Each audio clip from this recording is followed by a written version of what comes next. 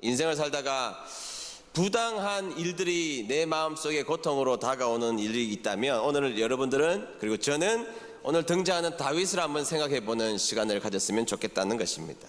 자, 다윗이 역사에 처음 등장하면서 골리앗을 이겼던 일, 그 일은 매우 좋은 일이었습니다. 왜냐하면 영적으로 보면 골리앗은 하나님의 이름을 모욕하고 있었기 때문에 하나님의 이름을 모욕하고 있는 그 대상을 처리한 그것은 영적으로도 매우 중요한 일이었던 것이죠.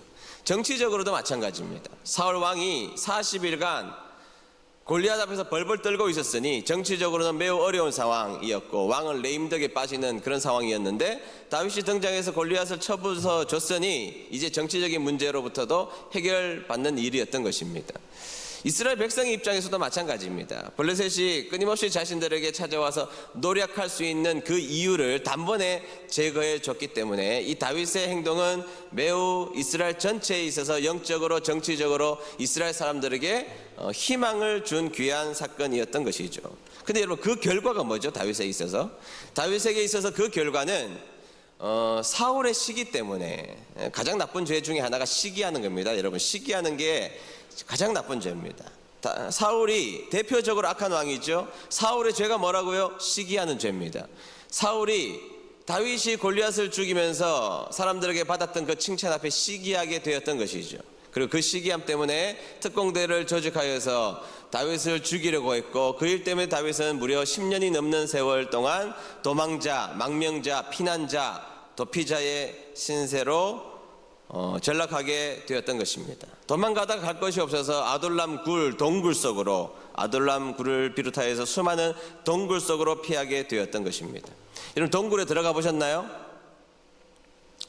안 들어가 보셨습니까?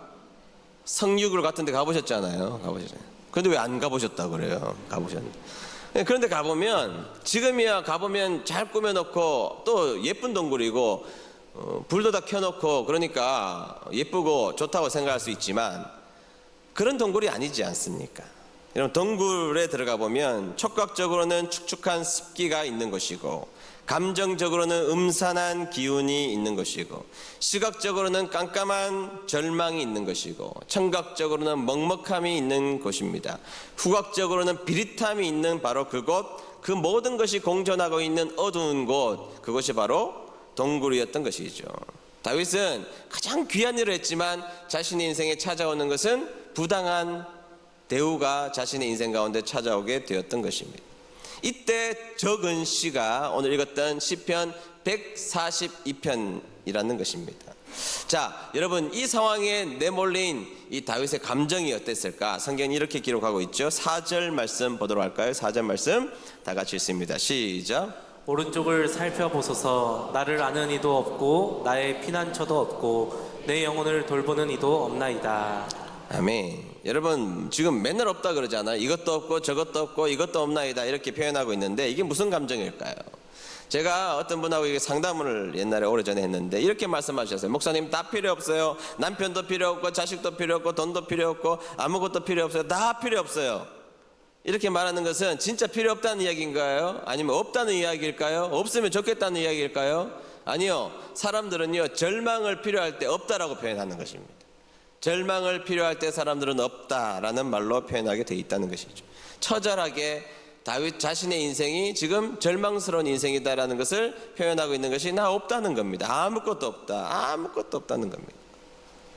바로 이것이 다윗의 심정이라는 것이죠. 자신이 선한 일을 했지만 부당한 일이 찾아왔을 때 동굴 속에 자신의 심정, 아무것도 없는 처절하게 낮아진 자신의 모습을 그리고 있는 것입니다. 우리는 그래서 이 부당한 일을 당하고 있는 다윗의 모습을 통해서, 이 부당함을 당하고 있는 다윗의 모습을 통해서 우리가 얻을 수 있는 유익이 무엇일까? 우리의 인생에 부당함이 찾아왔을 때 부당하다고만 말할 것인지, 아니면 그 속에서 우리는 어떤 유익을 찾을 것인지 세 가지 함께 나누도록 하겠습니다. 자, 첫 번째, 부당함은 뜨거운 기도의 자리라는 사실입니다. 다 같이 읽어볼까요? 시작. 부당함은 뜨거운 기도의 자리입니다. 부당하죠.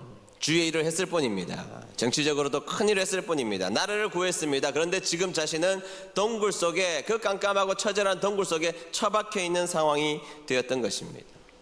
동굴은 입구만 막아버리면 더 이상 회복할 수 없는 바로 절망의 끝단에 해당하는 곳, 그것이 바로 동굴이라는 것이죠.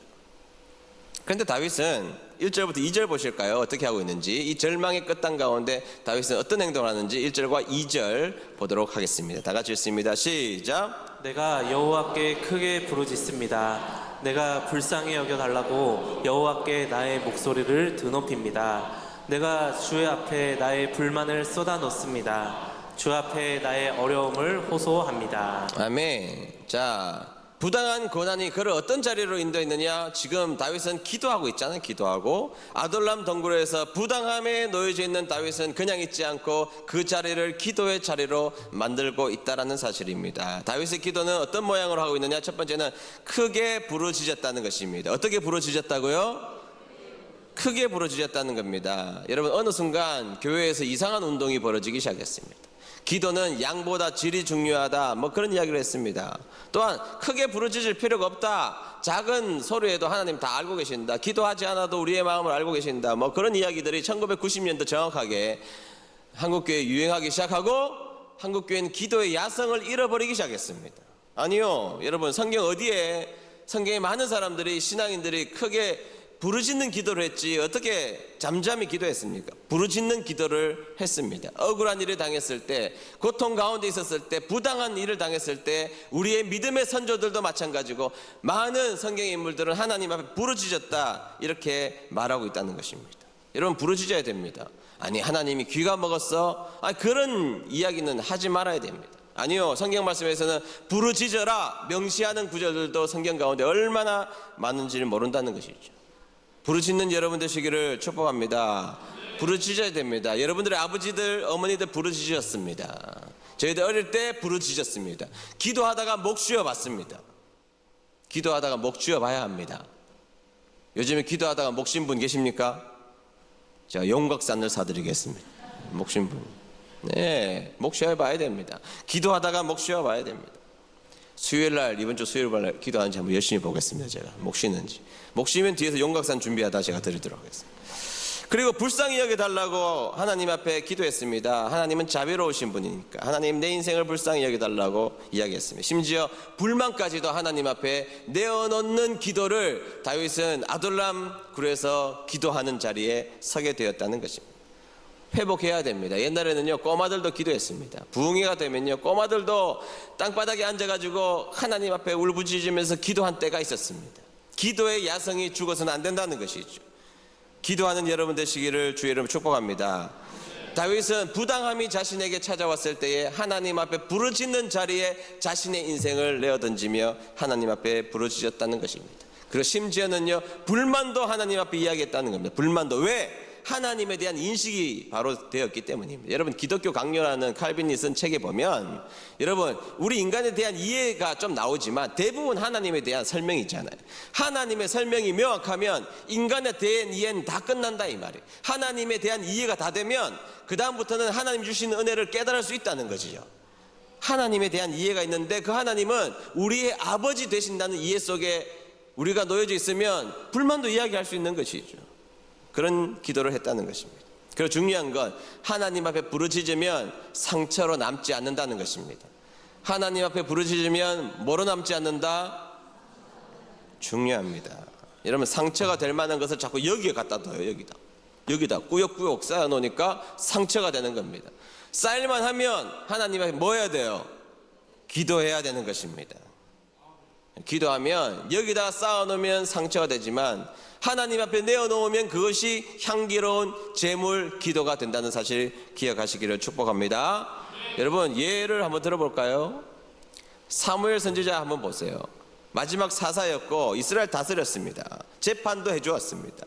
그리고 선지자 역할을 했던 위대한 사람 사무엘이죠. 하나님이 사무엘 욕한 적이 있습니까? 혼낸 적이 있습니까? 없습니다. 사무엘은요, 하나님 앞에 깨끗한 존재였던 것입니다. 근데 어느 날이었습니다. 백성들이 사무엘에게 찾아왔습니다. 그럼 뭐라 그러는가 하면, 당신은 이제 늙었사오니 당신은 노땅이니까 이제 물러나고 우리에게 왕을 주십시오. 그따위 이야기를 지금 했단 말이에요. 누구한테? 사무엘한테. 누가? 백성들이 그런 이야기 했다는 것입니다. 여러분, 사무엘이 얼마나 하나님 앞에 성실하게 살았는데요. 백성들을 위해서 얼마나 애쓰며 기도하며 살았는데요. 정말 그들을 위해서 목숨 걸고 기도했던 사람 사무엘 아닙니까? 그런데 이제 당신 늙었으니까 새로운 왕 달라고요? 자, 두 번째, 부당함은 깊은 감사의 자리라는 사실입니다. 다 같이 읽어봅니다. 시작. 부당함은 깊은 감사의 자리입니다. 7절 상반절 읽겠습니다. 다 같이 읽습니다. 시작. 내 영혼을 옥에서 이끌어내사 주의 이름을 감사하게 하소서. 아멘. 자, 이 감사가 마치 조건부의 감사처럼 보이잖아요. 옥에서 끌어내주시면 내가 주의 이름을 감사하도록 하겠습니다. 감옥 동굴에서 건져주시면 제가 감사하겠습니다. 근데 그런 의미가 아니에요. 이게 의미를 좀 살려서 제가 설명해 보면 이런 것이죠. 하나님, 내가 이곳에 오기 전까지는 내가 원래 있었던 자리에서의 감사를 제가 잃어버리고 있었습니다. 그런 이야기예요. 내가 이곳에 들어와 보니 내가 지긋지긋하게 생각했던 그 지긋지긋하게 생각했던 일상이 감사였다는 것을 이제야 깨닫습니다. 이 말이에요. 여러분, 우리가 아둘람 굴에 들어와 보면 무엇을 느끼느냐? 그 깜깜하고 습기 많고 칙칙하고 어둡고 냄새나고 그 자리에 서 있으면, 들어가 있으면 우리는 그동안 내가 가지고 있었던 누려왔던 것들이 얼마나 소중한 감사의 이유라는 것을 그때서야 깨닫게 된다는 것이죠. 아하, 아둘람 굴에 내가 들어와 봤더니 나의 일상이 얼마나 감사의 자리인 것을 깨닫게 되었다는 것이라는 것입니다. 여러분, 부당하고 억울한 자리에서 억울하다고만 생각하고 부당하다고만 생각하고 잘못되었다고만 생각하면 그 감정 속에 파묻혀 있으면 내가 망가지는 겁니다. 내가 망가지는 거예요. 그 속에서 하나님이 그동안 나에게 주셨던 은혜를 회복해보고 감사의 이유를 다시 한번 생각해보고 내가 그동안 누려왔던 과거의 일들에 대한 감사를 회복해보고 다짐하는 거죠. 다짐하는 거예요.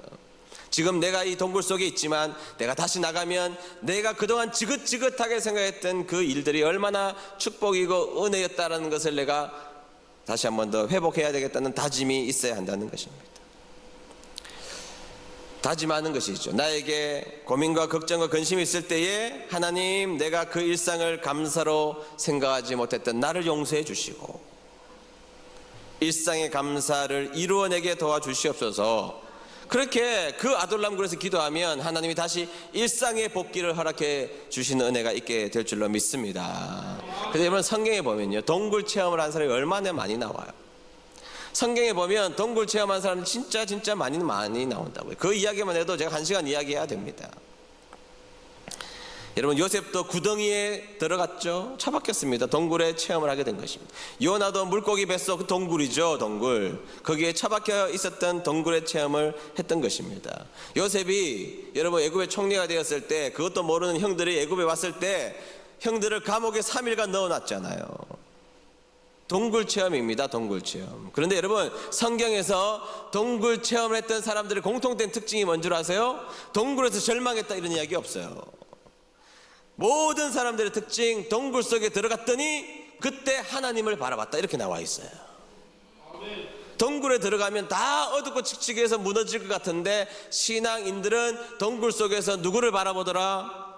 하나님 바라보더라. 하나님. 믿습니까?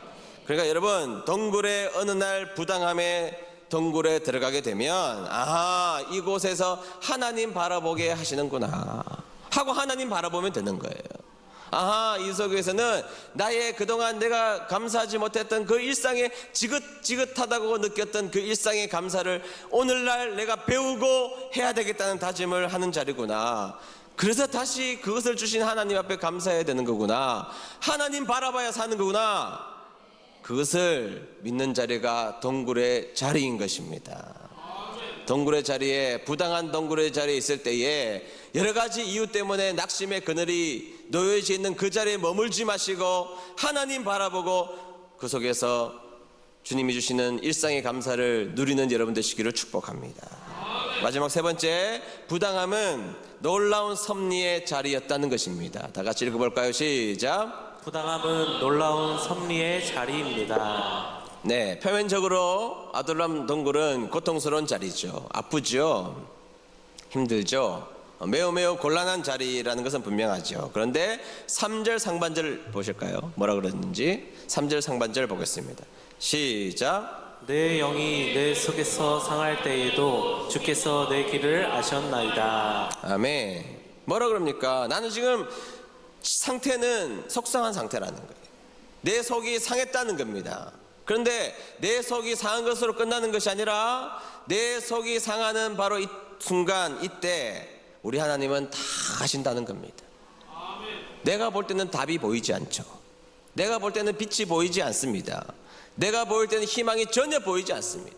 그러나 다윗이 가졌던 중요한 믿음은 뭐냐? 내가 아둘람 동굴에 처박혀 있는 이 순간도 하나님이 다 알고 계신다면 하나님의 선한 뜻이 이곳에 있다고 믿기로 작정했다, 이 말이에요. 이루어진 거 아니지만, 그러나 내가 음침한 이곳에 있을지라도 하나님의 섭리는 여전히 섭리의 수레바퀴는 돌아가고 있다. 하나님의 역사는 돌아가고 있다. 하나님의 운명은 돌아가고 있다. 하나님의 일하심은 돌아가고 있다라고 믿었던 것입니다. 그래서 여러분, 우리 다 어른들이 그렇게 말하잖아요. 다 하나님의 뜻이 있다 그러죠. 다 하나님의 뜻이 있다. 다 하나님의 때가 있고 다 하나님의 뜻이 있다 그랬습니다. 이 말은 진리입니다. 다 하나님의 뜻이 있습니다. 아둘람 동굴 속에 처박혀 있는 그곳에도 다 하나님의 섭리와 하나님의 계획과 하나님의 뜻이 있는 자리라는 것입니다. 여러분, 아둘람 동굴에 처박혀 있을 때 희망 보였나요? 아니요. 그런데 그 속에 피해 있는데 갑자기 어중이 떠중이들이 400명이나 찾아온 거 아시죠? 그 사람들이 뭐 천하장사입니까? 멘사 회원입니까? S대학교를 다니는 사람입니까? 그런 사람들 아니잖아요. 성경에서 보면 환난당한 자, 빚진 자, 원통한 자, 마음이 원통한 자, 마음에 상처 있고 우울증 걸리고 비참해지고 뭐 그런 사람들만 모인 게 400명 모인 거예요. 그러니 얼마나 다윗에게는 짐이 됐겠습니까? 안 그래도 깜깜한데 더 깜깜한 인간들을 마주 대하고 있으니, 여러분, 답답한 사람하고 앉아 있으면 답답해요, 마음이 시원해요? 안 그래도 깜깜한데 답답한 사람이 답답한 소리 하면 답답해요, 마음이 시원해요? 다 알잖아요. 그렇단 말이에요. 지금 깜깜하고 답답해 죽겠는데 답답한 인간이 400명이 와가지고 답답한 소리를 하니 나 마음이 원통해 죽겠습니다. 내가 더 원통하다. 다윗의 입장에서 보면 그런 이야기 하지 않겠습니까? 다윗의 자신의 짐도 무거운데 이 어중이 떠중이들이 우두머리가 됐으니 보통 일이 아니죠. 그리고 이들은 다 비주류의 인생을 살았잖아요. 비주류. 교회에도 주류가 있고 비주류가 있습니다. 마시는 주류가 있고 안 마시는 비주류가 있습니다. 이제 이해하신 분들도 계시는데 집에 가서 생각나시는 분들도 계실 겁니다. 어쨌든 비주류잖아, 비주류. 진짜 아둘람 해도 너무한다. 이 깜깜한 곳에 처박혀 있는 것도 고통스러운데 해도 넘어간다. 어떻게 400명이나 저런 인간들과 함께 살라고 나한테 보내주셨나? 그런데 다윗의 고백은 뭐죠? 하나님의 뜻이 있다는 겁니다. 하나님이 내 길 아신다는 거예요. 하나님이 내 길 아시는데 하나님이 이 사람들을 보내주신 목적도 있다라고 믿었던 것입니다. 그래서 깨어났던 것이죠. 결론은요, 진짜 나중에 그렇게 됩니다. 여러분, 다윗 왕국이 패권국가가 되어서 위대한 장군들 다 어디서 나옵니까? 그 아둘람굴에서 나오는 겁니다. 아둘람굴에서. 여러분, 다윗의 일생일대 최고 위기는요, 압살롬 자기 아들이 반역했을 때. 다윗은 전쟁에서 져본 적이 없어요. 전쟁하면 다 이겼거든요. 다윗이 등장하면 다 이겼습니다. 패권국가예요, 그 당시에. 그런데 가장 큰 위기는 자기 아들 압살롬이 반역했을 때입니다. 반역하니까요, 제갈공명 같은 유명한 책사였던 아이도벨이 압살롬에 갖다 붙어요. 그리고 백성들의 마음이 성경에 보면 다 압살롬에 갔다 그렇게 나와 있어요. 맨발로 도망합니다. 최대의 위기였어요. 최대의 위기. 다 도망갔다니까요. 다 압살롬에 갔습니다. 능력 있는 사람이 다 갔습니다. 그런데 그때도 다윗 곁에 있어서 붙었던 유명한 장수 30명이 나와요. 그 사람 다 어디에서 성장했던 사람들입니까? 아둘람 공동체에서. 그리고 회복하여서 다시 왕권을 수립하잖아요. 여러분, 그때 무엇을 느꼈겠습니까? 내가 그때 그렇게 믿었지만 그게 현실이 되는구나. 내가 고통당하고 어려움 당할 때에 아둘람에서 만났던 사람들이 지금 이 나라를 이끌어가고 있구나. 내가 고통 가운데 있을 때 아둘람에서 만나는 사람이 나의 방패가 되고 있구나. 하나님이 보내주신 선물이구나. 믿지 않았겠습니까? 아둘람 굴은 그래서 부당해 보였지만 결론적으로 부당한 것이 아니었습니다. 위대한 왕궁의 요람이 되었던 것입니다. 그 부당한 동굴 속에서 다윗이 가지고 있었던 그 믿음으로 지금 깜깜하고 어둡고 400명을 책임져야 될 무거운 짐이 있지만 끝까지 나가자 하나님은 정말 일하시는 하나님을 만나게 되었다라는 것입니다. 주님께서 내 길을 아신다. 주님이 나를 붙잡는 인생이 될 수 있다. 하나님이 붙잡으면 내 인생이 깜깜해도 소망이 될 수 있다라고 믿었던 것입니다. 지금 아파도 내 인생은 승리의 인생이 될 수 있었다라고 밖에 나와서 믿은 게 아니고 아둘람 굴에서 믿었던 것입니다. 그런 여러분 되시기를 축복합니다. 그 부당함은요 섭리의 자리일 수 있어요. 내가 당하고 있는 부당함의 어둠의 동굴의 자리는 하나님의 위대한 섭리가 움직이는 위대한 자리라는 것을 기억하시고 원망과 불평보다는 기도하고 감사하고 하나님의 뜻을 붙잡는 여러분 되시기를 축복합니다. 여러분 부당한 고난이 찾아왔을 때 하나님이 안 계신가 회의하는 자리에 설 수 있습니다. 그러나 여러분 이제 낙심의 언저리에 머무르지 마시고 그 낙심의 자리에서 기도하시고 감사하시고 하나님의 뜻이 분명히 있다는 확신을 가지는 사람이 되어서 희망을 주는 사람이 되기를 축복합니다. 그래서 사람들에게 믿는 사람의 모습 속에 경외의 감을 발견해야 됩니다. 아니 저 사람은 아둘람 굴에 처박혀 있는데 저 사람은 아둘람 굴에 절박한 상황에 있었는데 어떻게 찬양할 수 있지? 어떻게 기도할 수 있지? 어떻게 예배를 저렇게 잘 지킬 수 있지? 어떻게 절망 속에서도 무너지지 않을 수 있지? 그러면 세상 사람들이 믿는 사람들의 신비를 바라본다고요. 뭐가 있나 봐 저기에는. 저분이 다니는 교회 가운데는 뭔가 신비한 것이 있나 봐. 그동안 산타클로스가 없다라고 세상 사람들은 말하고 비관적으로 세상을 살아왔습니다. 그런데 절망 가운데서도 흔들리지 않고 예수와 복음을 위하여서 소망을 가지고 예수님이 하나님이 진짜 소망인 것을 믿으며 살아가면 내가 산타클로스가 되는 거예요. 이제는 많은 사람들에게 소망을 주는 사람, 희망을 주는 사람. 저 사람 좀 전까지 부당한 자리에 있었는데 고통의 자리에 있었는데 여전히 고통의 자리에서도 우리에게 소망을 이야기하는 사람이 되고 있구나. 도대체 저분이 믿는 하나님은 도대체 누구시길래 나도 믿고 싶다. 산타클로스가 되는 여러분 되시기를 주의 이름으로 축복합니다.